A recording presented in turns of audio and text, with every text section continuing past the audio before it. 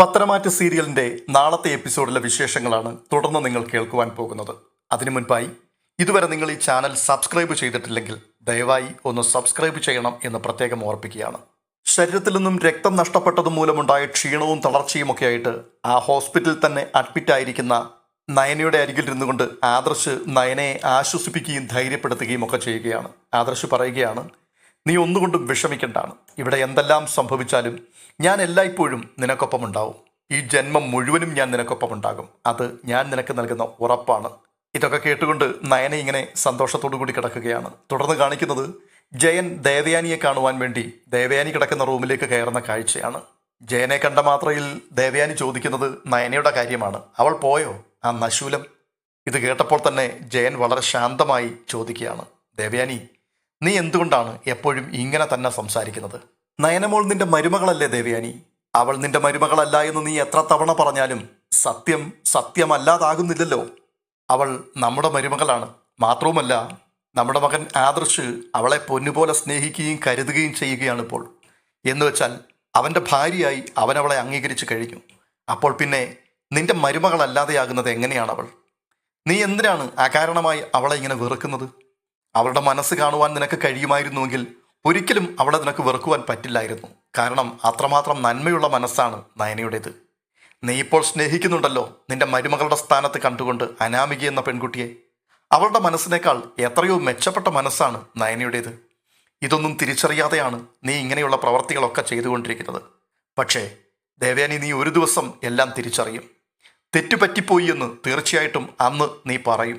ഒരുപക്ഷെ അന്ന് നിന്റെ മരുമകളെ നിനക്ക് സ്നേഹിക്കാനുള്ള അവസരമുണ്ടാകുമോ എന്ന് പറയാൻ പറ്റില്ല. ഇതൊക്കെ കേട്ടുകൊണ്ട് ദേവയാനി വല്ലാതെ അസ്വസ്ഥയായി പറയുകയാണ്, ജയേട്ട ഒന്ന് നിർത്തുന്നുണ്ടോ? എനിക്ക് അത്യാവശ്യമായി ഇപ്പോൾ വേണ്ടത് സ്വസ്ഥതയും സമാധാനവുമാണ്. നിങ്ങൾ എന്തിനാണ് ഏതു നേരവും അവളെ ഇങ്ങനെ പൊക്കി പറഞ്ഞുകൊണ്ടിരിക്കുന്നത്? എന്നെ ഈ അവസ്ഥയിലാക്കി തീർത്തത് അവൾ ഒറ്റയൊരുത്തിയാണ്. അതിന് കൃത്യമായി എനിക്ക് തെളിവുണ്ട്. അവൾ അവളുടെ അനിയത്തിക്ക് കൊടുക്കുവാൻ വേണ്ടി വെച്ച പാലാണ് ഞാനെടുത്ത് കുടിച്ചത്. അത് ബോധപൂർവം തന്നെയാണ് ഞാൻ ചെയ്തത്. കാരണം അവളുടെ അനിയത്തിക്ക് അവൾ ഒരിക്കലും വിഷം കലക്കി കൊടുക്കില്ല എന്നെനിക്ക് ഉറപ്പായിരുന്നു. എന്നാൽ എൻ്റെ ചിന്താഗതികളെ മുഴുവൻ അവൾ തെറ്റിച്ചു കളഞ്ഞു. ഞാൻ ചിന്തിച്ചതിനപ്പുറം അവൾ ചിന്തിച്ചു. അതിനപ്പുറം അവൾ പ്ലാൻ ചെയ്തു. അതായത് അവൾക്കറിയാമായിരുന്നു ഈ പാലെടുത്ത് കുടിക്കുവാൻ ഞാൻ അവിടേക്ക് എത്തുമെന്ന്. അതുകൊണ്ട് തന്നെ അവൾ അതിൽ വിഷം കലർത്തി. എന്നെ കൊല്ലുക എന്നുള്ളതായിരുന്നു അവളുടെ ലക്ഷ്യം. ഞാൻ ഇല്ലാതെയായി കഴിഞ്ഞാൽ പിന്നെ അവൾക്ക് പ്രശ്നങ്ങളൊന്നുമില്ലല്ലോ. എല്ലാം അവളുടെ അധീനതയിലാകും. മാത്രവുമല്ല, ഞാൻ എൻ്റെ മകനെ ശബരിമലയിലേക്ക് വിടുവാൻ തീരുമാനിച്ചത് അവൾക്കത്ര ദഹിച്ചില്ല. കാരണം അവളുടെ ഹണിമൂൺ ട്രിപ്പാണല്ലോ ഞാൻ മുടക്കിയത്. ഇങ്ങനെ കൺട്രോൾ ഇല്ലാതെ നയനയ്ക്കെതിരായി ദേവയാനി ഇങ്ങോട്ട് സംസാരിക്കാൻ തുടങ്ങിയപ്പോൾ ജയൻ പറയുകയാണ്, ദേവയാനി, നീ ഒന്ന് നിർത്തുന്നുണ്ടോ? നീ ശാരീരികമായി വളരെയധികം ക്ഷീണിതയാണിപ്പോൾ. നിന്റെ നാക്കിനൊരു കുഴപ്പവുമില്ല എന്ന് കരുതി എന്തും വിളിച്ചു പറയാമെന്ന് നീ ചിന്തിക്കരുത്.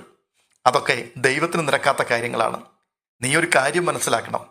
നിന്റെ ഈ ജീവനുണ്ടല്ലോ, ആ ജീവൻ ഇപ്പോൾ ഇത്രയും പറഞ്ഞിട്ട് ബ്രേക്ക് ഇട്ടതുപോലെ ജയൻ അങ്ങ് നിർത്തി. ഉടനെ ദേവയാനി, എന്താ പറഞ്ഞത്? എന്താ ജയേട്ടൻ നിർത്തിക്കളഞ്ഞത്? എൻ്റെ ജീവനോ? മുഴുവൻ പറയൂ. എന്തൊക്കെയാണ് ഈ പറയാൻ ശ്രമിക്കുന്നത്?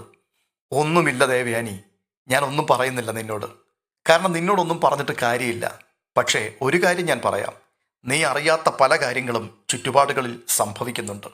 അതുകൊണ്ട് ദൈവത്തിന് നിരക്കാത്തതൊന്നും പറയുകയും പ്രവർത്തിക്കുകയും ചെയ്യരുത്. പിന്നെ അവരുടെ ഹണിമൂൺ ട്രിപ്പ് മുടക്കുവാൻ വേണ്ടി തന്നെയാണ് ആദർശിനെ കൊണ്ട് 41 ദിവസത്തെ വ്രതം നീ എടുപ്പിച്ച് മലയ്ക്ക് പോകാൻ തീരുമാനിച്ചതെന്നൊക്കെ എനിക്ക് നന്നായിട്ടറിയാം. അതെനിക്ക് മാത്രമല്ല, അച്ഛനും അമ്മയ്ക്കും ആ വീട്ടിലുള്ള എല്ലാവർക്കും അറിയാം. അതുകൊണ്ട് ദൈവം നിനക്ക് നൽകിയ ഒരു ചെറിയ ശിക്ഷയായിട്ട് മാത്രമേ എനിക്കിതിനെ കാണാൻ കഴിയുകയുള്ളൂ. ഇത്രയും കേട്ട് കഴിഞ്ഞപ്പോഴേക്കും ദേവയാനി വളരെ ദേഷ്യത്തോടു കൂടി ചോദിക്കുകയാണ്, എനിക്ക് മനസ്സിലാകാഞ്ഞിട്ട് ഞാൻ ചോദിക്കുകയാണ്, നിങ്ങൾക്ക് എന്നെയാണോ ഇഷ്ടം അതോ നിങ്ങളുടെ മരുമകളെയാണോ? ഞാൻ നിങ്ങളുടെ ഭാര്യയല്ലേ? നിങ്ങളുടെ കുഞ്ഞിൻ്റെ അമ്മ ഞാനല്ലേ? അങ്ങനെയുള്ള എന്നെയല്ലേ നിങ്ങൾ സപ്പോർട്ട് ചെയ്യേണ്ടത്? നിന്നെ ഞാൻ സപ്പോർട്ട് ചെയ്യും. നിന്നെ സപ്പോർട്ട് ചെയ്തിട്ടുമുണ്ട്. അനന്തപുരിയിലേക്ക് നയനമോൾ കയറി വരുന്ന സമയം വരെയോളം നിന്നെ തന്നെയാണ് ഞാൻ സപ്പോർട്ട് ചെയ്തിരുന്നത്. അതുവരെ നീ നല്ലൊരു ഭാര്യയും നല്ല മരുമകളും നല്ല അമ്മയും ഒക്കെ തന്നെയായിരുന്നു.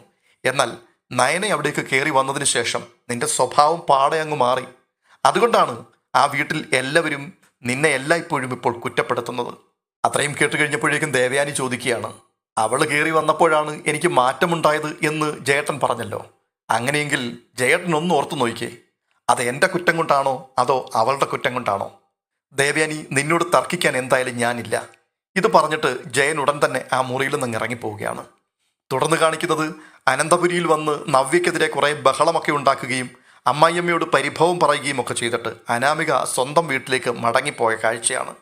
അനാമിക വീട്ടിലേക്ക് കലിതുള്ളി കുത്തിവീർത്ത മുഖവുമായിട്ടാണ് കയറി ചെല്ലുന്നത്. ഇത് കണ്ടുകൊണ്ട് രേവതി ചോദിക്കുകയാണ്, എന്തു പറ്റി മോളെ നിനക്ക്? അപ്പോൾ അനാമിക പറയുകയാണ്, അത് വേറൊന്നും അല്ലമ്മേ, ഇവിടെ ഇരുന്ന് എന്നെ നിർബന്ധിച്ച് കുത്തിപ്പൊക്കി ആശുപത്രിയിലേക്ക് വിട്ടതല്ലേ. അവിടെ ഞാൻ ചെന്നപ്പോൾ ഒരിക്കലും ഞാൻ പ്രതീക്ഷിക്കാത്തൊരു സംഭവം അവിടെ ഉണ്ടായി. കാണാൻ പാടില്ലാത്തൊരു കാഴ്ചയാണ് ഞാൻ അവിടെ കണ്ടത്. എന്താ മോളെ, എന്തു പറ്റി? നീ കാര്യം തെളിച്ചൊന്ന് പറ. അവളുണ്ടല്ലോ, ആ മൊട്ടച്ചി, അവളവിടെ ഉണ്ടായിരുന്നു അനിക്കൊപ്പം ഞാൻ ചെന്നപ്പോൾ. ഞാൻ ചെന്ന് കാണുന്ന കാഴ്ച അനിയുമായിട്ട് അവൾ സല്ലപിച്ചുകൊണ്ടിരിക്കുന്നതാണ്. അവളുടെ ചേച്ചി അവളെ വിളിച്ചു വരുത്തിയതാണ് അനിയുമായിട്ട് സംഗമിക്കുവാൻ. അതിനുള്ള അവസരം ചേട്ടത്തി അനിയത്തിക്ക് ഉണ്ടാക്കി കൊടുത്തിട്ട് അവൾ അവിടുന്ന് മാറിക്കളഞ്ഞു. എന്നിട്ട് എന്ത് സംഭവിച്ചു മോളെ? മോളത് കണ്ടിട്ടൊന്നും പ്രതികരിച്ചില്ലേ? പ്രതികരിച്ചില്ലെന്നോ? എൻ്റെ ദേഷ്യം അങ്ങോട്ട് ഇരച്ചു കയറി. എൻ്റെ വായിൽ വന്നതെല്ലാം സ്ഥലകാല ബോധമില്ലാതെ ഞാനങ്ങ് വിളിച്ചു പറഞ്ഞു. പക്ഷേ അവളെ സപ്പോർട്ട് ചെയ്തുകൊണ്ടാണ് അപ്പോഴും അനി സംസാരിച്ചത്. എല്ലാവരുടെയും മുമ്പിൽ വെച്ച് എന്നെ താഴ്ത്തിക്കെട്ടുവാനും അവൻ ശ്രമിച്ചു. എന്നിട്ട് അവൻ പറയുന്നത് അവൻ ഒന്നും അറിഞ്ഞില്ല എന്ന്. വലിയമ്മയെ കാണുവാൻ വേണ്ടി അവൾ അവിടെ വന്നതാണ്. ആ സമയത്ത് അവൻ കണ്ടു എന്ന് മാത്രമേ ഉള്ളൂ, അല്ലാതെ ഞാൻ വിചാരിക്കുന്നത് പോലെ ഒന്നുമല്ല എന്നൊക്കെ പറഞ്ഞുകൊണ്ട് അവൻ ന്യായീകരിക്കുകയാണ്. അങ്ങനെയൊന്നും അല്ലമ്മേ, ഇത് മനഃപൂർവ്വം ഉണ്ടാക്കിയെടുത്ത അവസരമാണ്.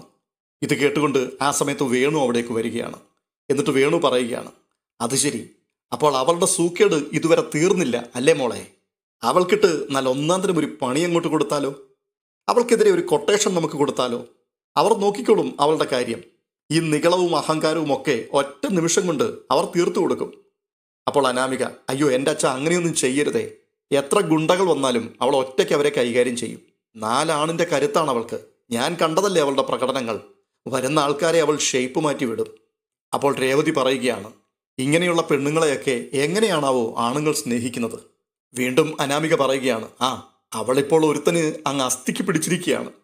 പക്ഷെ അമ്മേ, ഞാൻ നേരെ ആശുപത്രിയിൽ നിന്ന് അനന്തപുരിയിലേക്കാണ് പോയത്. അവിടെ ചെന്നിട്ട് അവൻ്റെ അമ്മയോട് എല്ലാ കാര്യങ്ങളും നന്നായിട്ട് പറഞ്ഞു കൊടുത്തിട്ടുണ്ട്. ഒരു ചെറിയ പൊട്ടിത്തെറി ഇന്ന് അനന്തപുരിയിൽ നടക്കും എന്നുള്ള കാര്യം ഉറപ്പാണ്.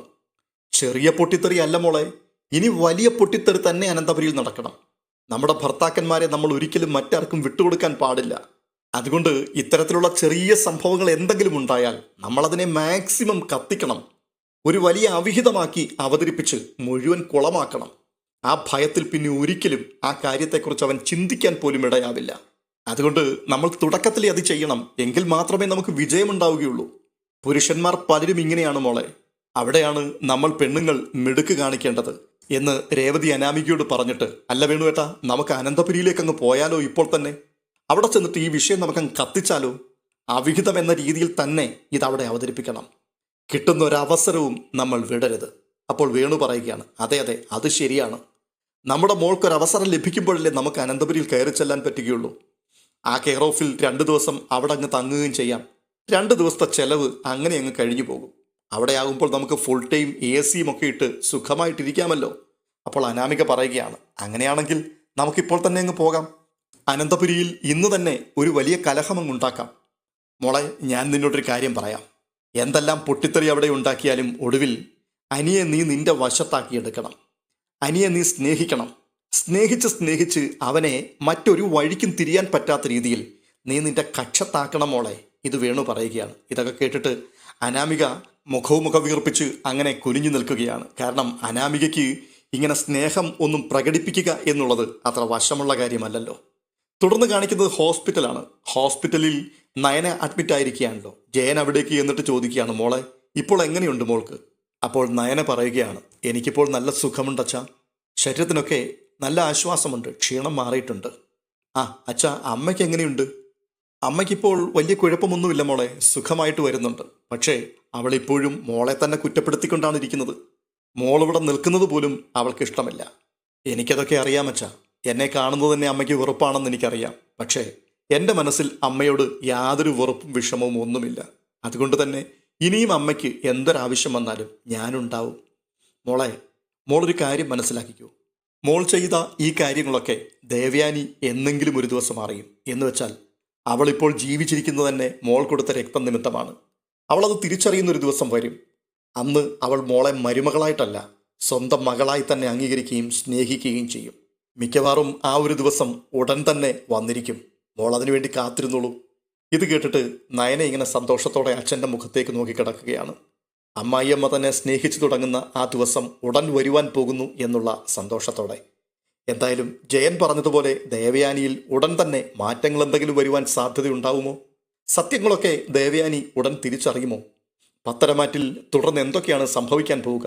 എല്ലാം നമുക്ക് കാത്തിരുന്ന് കാണാം. പത്തരമാറ്റ് സീരിയലിൻ്റെ ഓരോ എപ്പിസോഡുകളുടെയും റിവ്യൂ മുന്നമേ തന്നെ കൃത്യമായി നിങ്ങളിലേക്ക് എത്തേണ്ടതിന് ദയവായി ഇതുവരെയും ഈ ചാനൽ സബ്സ്ക്രൈബ് ചെയ്തിട്ടില്ലാത്തവർ സബ്സ്ക്രൈബ് ചെയ്യുകയും ലൈക്ക് ചെയ്യുകയും ചെയ്യണം എന്ന് പ്രത്യേകം ഓർപ്പിക്കുന്നു. മറ്റൊരു എപ്പിസോഡുമായി വീണ്ടും കാണാം.